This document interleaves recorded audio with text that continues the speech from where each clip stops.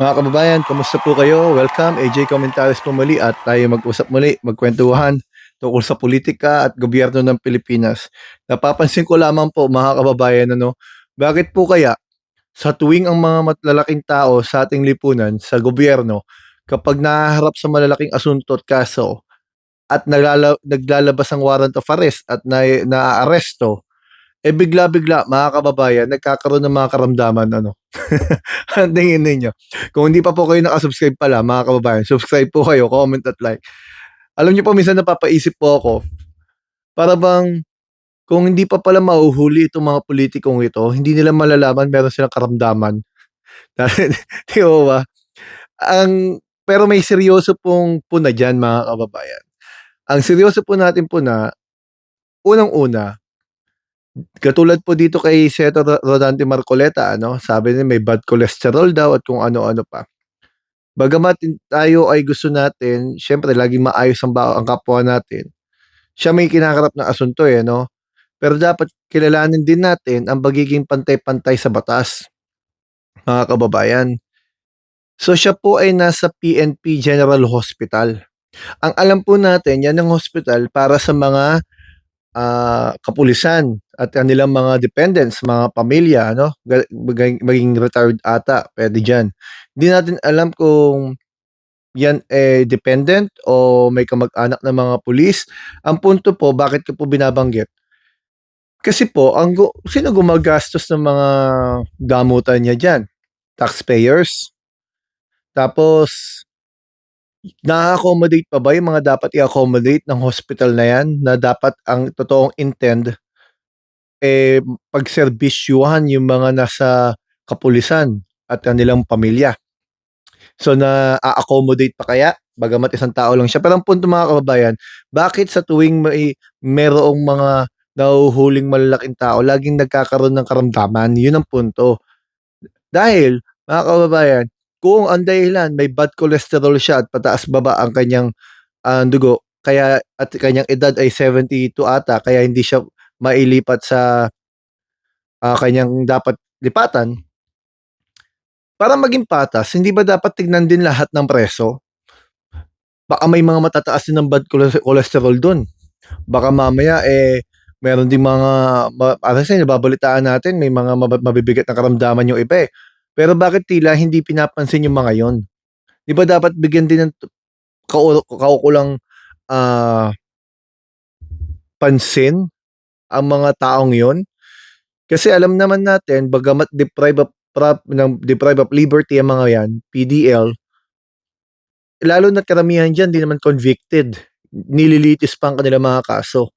Hindi ba dapat yung trato natin sa isang senador dapat gano'n din kasi pantay din naman sila, Pareho silang akusado na nililitis pa.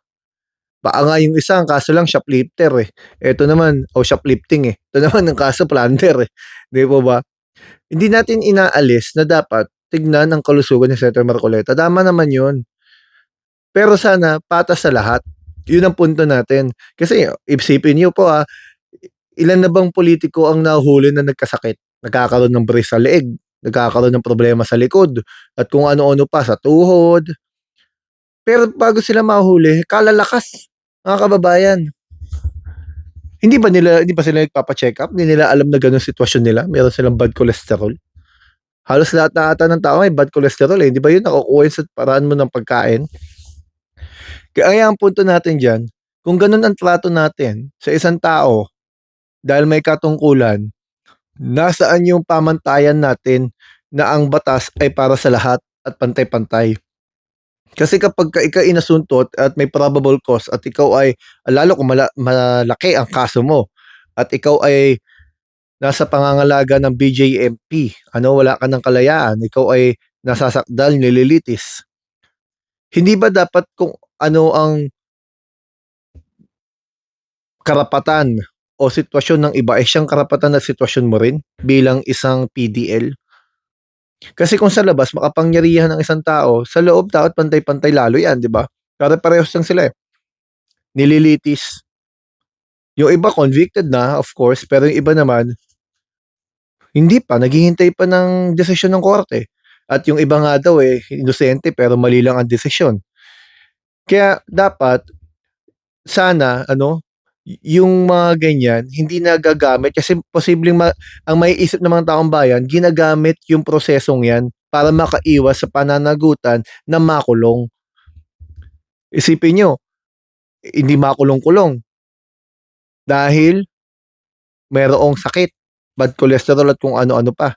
Panawagan tuloy ng mga tao, checkin niyo rin yung iba. Kawawa naman yung iba dun, tagal-tagal na ata nagre-request na tignan naman ng kalusugan nila. Ayaw niyo pansinin.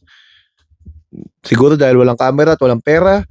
Pero 'di ba mga kababayan, dapat patas tayo. No one is above the law sa labas, no one is above the law sa loob. Lalo na kasi constrained na 'yun, 'di po ba? At ang pinakamatindi do'n, nakakapag-post. 'Di ba nag-post si Senator Marcoleta sa Facebook niya, although hindi natin alam kung staff niya gumawa nun, pero ang punto do'n, kung nasa ospital, nadadalaw, sabi nila intensive care unit ba 'yun o ano, pero nadadalaw, ng walang mask daw, Tapos malayang gumagamit ng phone, deprive of liberty, Ano ba yung liberty, kalayaan lang ba 'yun ng hindi ka makalabas ng bahay o kalayaan sa maraming aspeto? 'Yun po yung mga bagay na dapat pinapansin ng mga namamahala kasi kapagka ganyan ng ganyan, yung taong bayan puwedeng mag-isip na malaki talaga ang diperensiya ng makapangyarihan sa normal na tao na hindi dapat. Kasi yung iba kapagka nahuhuli o bintang pa nga lang minsan grabe pa kung parusahan, bintang pa lang, Eto naman malaki ang asunto. O andun na tayo, may karamdaman. So ano na ngayon? Ano ng proseso ngayon? Nasa hospital na lang siya, babayaran ng taxpayer yung gastos niya at yung hospital na yun intended yun para sa mga pulis at kanilang mga pamilya. Tapos wag na natin pansinin, ganun ba yan? Wag na natin pansinin yung ibang preso na nagre-request ng mga ano nila dahil marami silang nararamdaman? Ganun ba ang sitwasyon? Kasi kung ganyan ng ganyan mga kababayan, asan yung accountability? Yung sinasabi nilang dapat walang selective justice. 'Di ba malinaw yan ay selective justice? Sabi nila wala daw dapat selective justice. Panawagan nila yun, Panawagan nila accountability. Pero 'pag sa kanila na, pwede na. Bakit gano'n? Yun lamang po ang tanong natin. Ano mga kababayan, hanggang dito pa muna. Maraming salamat at sana po, napanood niyo po yung iba kong video kung saan nagpaliwanag tayo patungkol dun sa threshold sa impeachment trial at yung pagkakaluklok kay Senate President o kay Presiding Officer Chis Escudero base sa Article 11, Section 3, Paragraph 6 at Paragraph 8 ng Constitution natin. Maraming pong salamat. Hanggang dito po muli. Salamat po sa inyo.